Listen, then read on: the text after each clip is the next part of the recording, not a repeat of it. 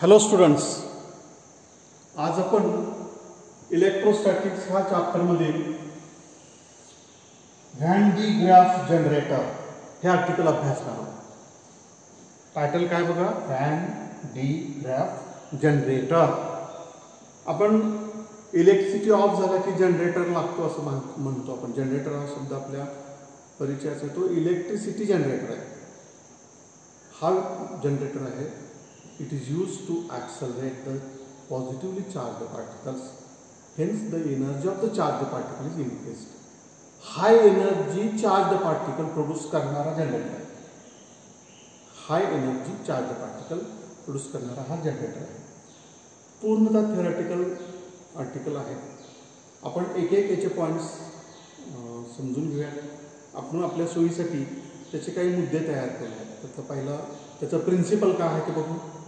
त्यानंतर त्याची रचना म्हणजे कन्स्ट्रक्शन कसं आहे ते बघूया. त्यानंतर वर्किंग कसं आहे ते बघूया.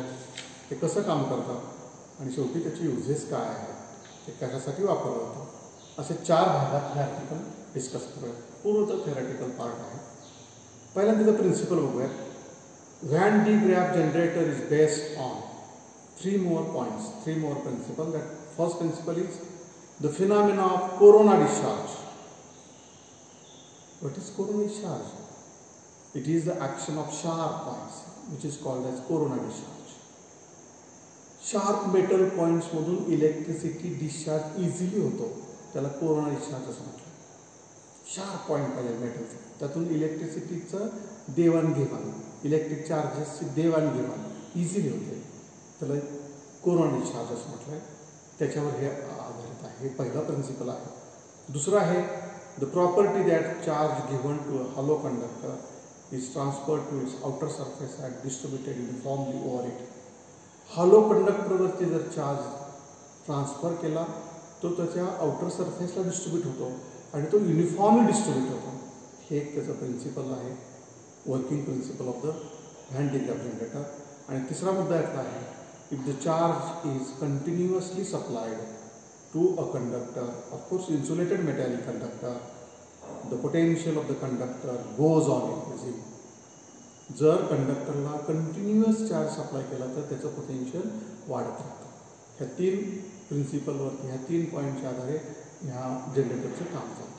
पहिला मुद्दा आहे कोरोना डिस्चार्ज. दुसरा मुद्दा आहे हॉलो कंडक्टरवर दिलेला चार्ज आउटर सरफेसला युनिफॉर्मली डिस्ट्रीब्यूट होतो आणि कंटिन्युअसली चार्ज आपण सप्लाय करत राहिलो तर त्याचं पोटेन्शियल वाढत राहतं.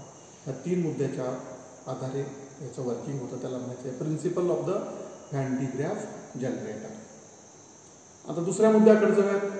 दुसरा मुद्दा आहे कन्स्ट्रक्शन, त्याची रचना कशी आहे. त्यासाठी जरा डायग्राम व्यवस्थित बघूयात. त्याचे पार्ट्स कोणकोणते मी बाजूला दिलेत, पण त्याच्यामध्ये डायग्राम बघा. सर्वात प्रथम इथून सुरुवात करूया. ABCD असे नाव आहे. हे दिसतंय तुम्हाला, हा मेटल कॉम्ब आहे. आपण आपले केस विंचरण्यासाठी वापरतो तो प्लास्टिक कॉम्ब आहे. इथं वापरलेला मेटल कॉम्ब आहे. त्याला इथं नाव दिले बघा, स्प्रे ब्रश. ए म्हणजे स्प्रे ब्रश आहे. त्यानंतर बी म्हणजे हा कन्व्हेयर बेल्ट आहे. P1 P2 हा P2 आहे. तर ही जी पुली आहे ही P1 आहे. ह्या 2 पुलीज आहेत P1 P2 आणि त्याच्यावरती हा कन्व्हेयर बेल्ट आहे. तो रोटेट होतो. रोटेट होण्यासाठी जी मोटर आहे ती फिगरमध्ये दाखवलेली नाही आहे. हा C म्हणजे कलेक्टर ब्रश आहे. तो ह्या डोमला मेटॅलिक डोम, D म्हणजे मेटॅलिक डोम, त्याला जोडलेला आहे. ABCD झालं. त्यानंतर E ही डिस्चार्ज ट्यूब आहे, ॲक्सेलरेटिंग ट्यूब आहे. E म्हणजे ॲक्सेलरेटिंग ट्यूब. आय त्याच्यामध्ये आयर्न सोर्स आहे. त्याच्यानंतर यस म्हणजे स्टील व्हेसल आहे. हे सर्व जे काही वेगवेगळे पार्ट्स आहेत ते एका स्टील व्हेसलमध्ये पॅक केलेले आहेत, बसवलेले आहेत. त्यानंतर इकडे पी म्हणजे हा DC सोर्स आहे.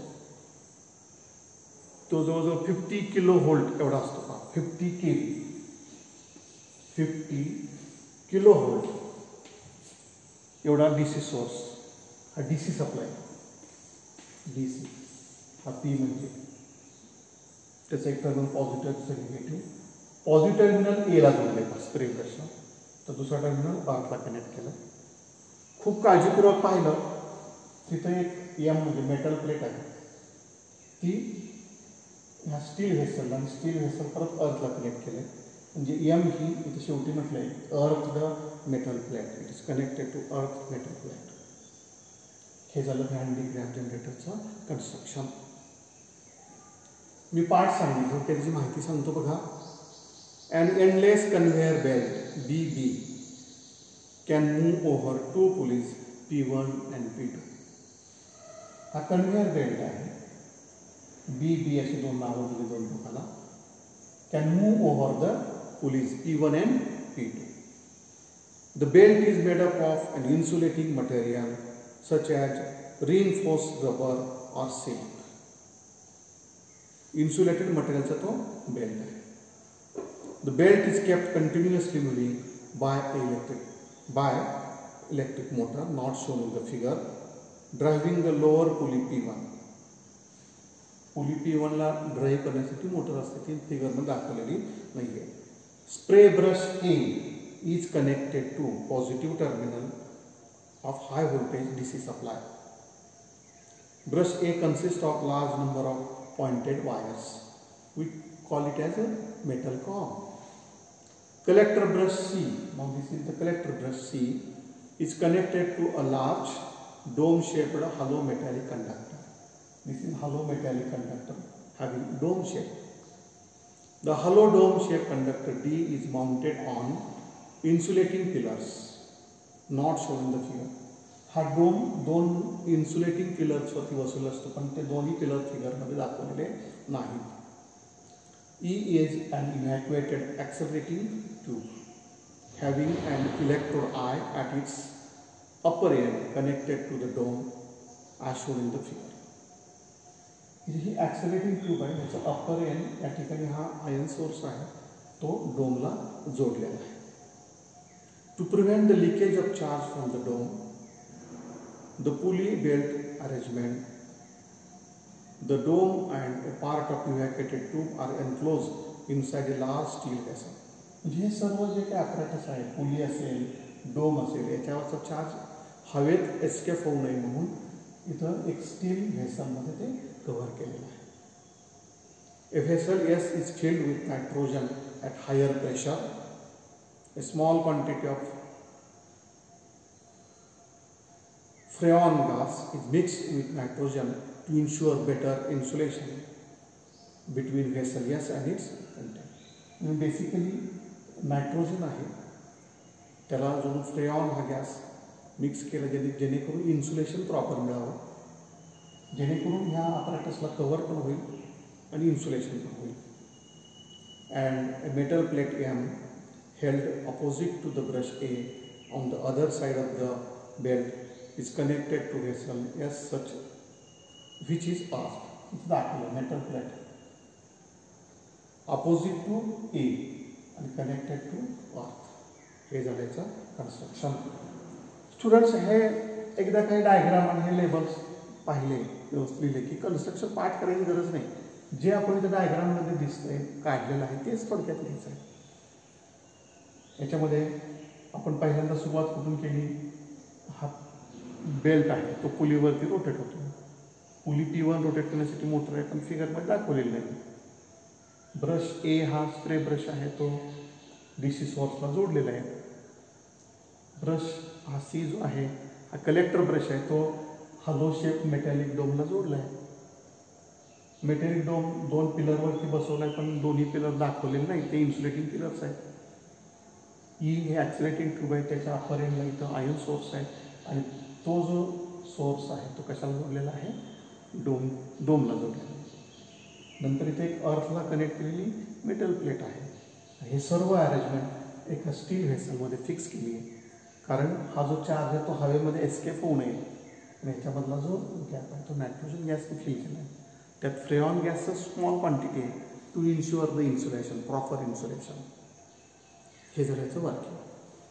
स्टुडंट्स आपण 4 पॉईंट्समध्ये डिस्कस करायला ठरवत आहे. Principle, construction, working and uses. त्यातले 2 पॉईंट्स आपण डिस्कस केले. तर वर्किंग कसं होतं बघूया. कन्स्ट्रक्शन पाहताना वर्किंगचा थोडासा भाग घेऊन गेलेला आहे बघा. The electric motor connected to pulley P1 is switch on which begins to rotate the belt. पहिली स्टेप काय, P1 ह्या पुलीला जोडलेली मोटर चालू केली की हा P1 रोटेट होईल, म्हणजे हा बेल्ट रोटेट व्हायला सुरुवात होईल. वर्किंगमध्ये पहिला point. The DC supply is then switch on. त्यानंतर हा जो DC सप्लाय तो ऑन केला जातो. From the pointed ends of the spray brush A, positive charge is continuously spread on the belt. आपण हा ब्रश सोर्सला जोडला आहे, तो पॉझिटिव्ह पोटेन्शियल आहे आणि म्हणून हा पॉइंटेड, मगाशी आपण कोरोना डिस्चार्ज म्हटलं होतं त्या प्रिन्सिपलनुसार हे पॉइंटेड मेटल जे आहेत ते पॉझिटिव्ह चार्ज इमिट करतात. तो डिस्चार्ज त्या बेल्टवर येतो. त्या बेल्ट मूव होऊ लागला की ते पॉझिटिव्ह चार्ज स्लोली अपवर्ड दिशेनं पुढे जातात आणि मग आता हा दुसरा जो बेल्ट आहे तो परत ते चार्ज ॲक्सेप्ट करतो. बघा काय होतं ना, the belt from the pointed end of the spray brush A, positive charge is continuously spread on the belt. The belt B carries the charge in the upward direction which is collected by the collector brush C and sent to the dome shaped conductor. ह्या कलेक्टरनी collect केलेला जो charge आहे तो डोमला पाठवतो. आणि आपण दुसरं principal पाहिलं होतं, डोम शेप कंडक्टरला चार्ज दिला की त्याच्या तो आउटर सरफेसला ऑटोमेट होतो, म्हणून इथं पॉझिटिव्ह साईन आहे ते आउटर सरफेसला आहे. The potential of the dome rises to a very high. Charge supply continuous झाला की त्याचं पोटेन्शियल वाढणार आहे. तिसरा पॉईंट पाहिलात आपण. The potential of the dome rises to very high value due to the continuous accumulation of charges on it. ह्याच्यावर हे चार्जेस ॲक्युमुलेट होतच राहतात, ही प्रोसेस कंटिन्युअस चालू असल्यामुळं, आणि म्हणून डोमचं पोटेन्शियल कंटिन्युअसली वाढत राहतं. The potential of the dome increases. Ultimately, potential of the electrode increases. It rises up to a high value, and positive ions such as protons or deuterons are introduced in the upper part of the evacuated accelerating tube. एकदा का हे डोमचं potential वाढलं की हा जो electrode आहे तो positive ions तयार करतो. त्याला पॉझिटिव्ह आयन सोर्स असं म्हटलं आपण. तर ते प्रोटॉन असतील, ड्यूटरॉन्स असतील. These ions are repelled. आता हे पॉझिटिव्ह आयन्स आहे आणि डोमवरती पॉझिटिव्ह चार्ज आहे, त्यामुळे ते डोमवर जे पोटेन्शियल आहे, डोमवर जो चार्ज आहे त्याच्यामुळे ते रिपेल होतील आणि म्हणून ते डाऊनवर्ड दिशेनं रिपेल होतील. म्हणजे डाऊनवर्ड दिशेनं त्यांची व्हेलॉसिटी वाढेल. त्यालाच ॲक्सेलरेटेड चार्जेस म्हणायचं आहे. व्हेलॉसिटी वाढली, ॲक्सेलरेशन वाढलं, चार्जची व्हेलॉसिटी वाढली, त्याची एनर्जी वाढली. These ions are repelled by electrode I, are accelerated in the downward direction due to the very high fall of potential difference along the tube. ह्या ट्यूबला इथे जास्त पोटेन्शियल आहे, जसं पुढं त्याचं पोटेन्शियल डिफरन्स खूप कमी आहे. पोटेन्शियल डिफरन्स मधला फरकामुळं हे चार्ज ॲक्सेलरेट होतो. The accelerated charge particles acquire very high energy, and these high energy charged particles are directed so as to strike a desired target. आणि मग एकदा काही चार्ज पार्टिकल्स इथं तयार झाले की त्या टार्गेटवर त्याला आपल्याला बंबारमेंट करायची, त्या टार्गेटवरती ते बंबार्ड होतं. अशा रीतीने हाय एनर्जी चार्ज पार्टिकल प्रोड्यूस करणारं हे जनरेटर, त्याला म्हणायचं व्हॅन डी ग्राफ जनरेटर. हा झाला तिसरा मुद्दा. थोडक्यात साधं सोपं पण जे प्रिन्सिपल अभ्यासलं तेच 3 मुद्दे इथं आहेत ना. पहिल्यांदा आपण वर्किंगमध्ये याची मोटर चालू केल्यामुळे हा बेल्ट रोटेट होऊ लागेल. दुसरा मुद्दा, हा सोर्स ऑन केला की इथं कोरोना डिस्चार्ज सुरू होईल, म्हणजेच positive ions positive charge spray होईल. तो बेल्टमुळं वरच्या बाजूला मूव्ह होईल. परत हा कलेक्टर ब्रश तो कलेक्ट करेल, तो ह्या डोमला पाठवेल.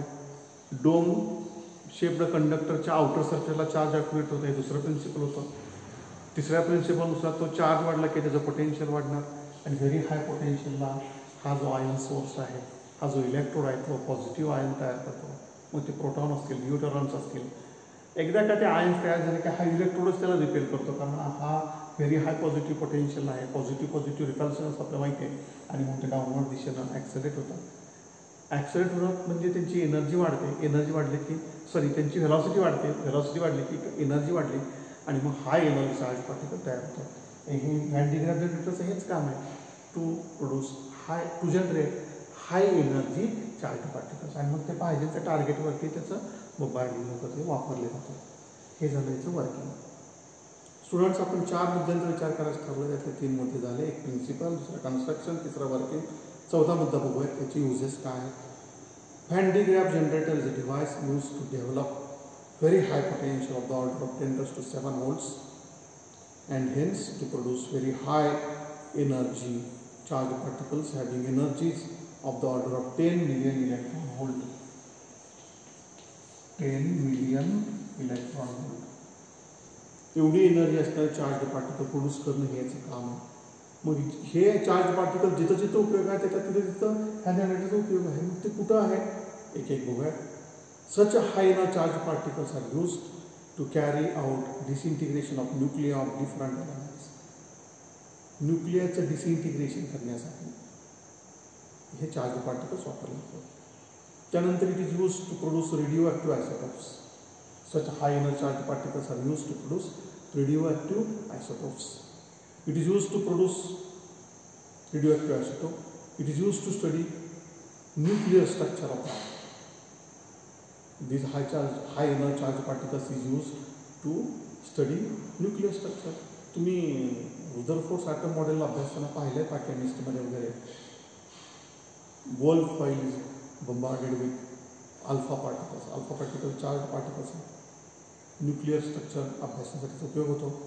To study different types of nuclear reactions. वेगवेगळ्या न्यूक्लियर रिॲक्शनचा अभ्यास करण्यासाठी ह्या जनरेटरचा उपयोग होतो. Accelerating electrons to sterilise food and to process materials.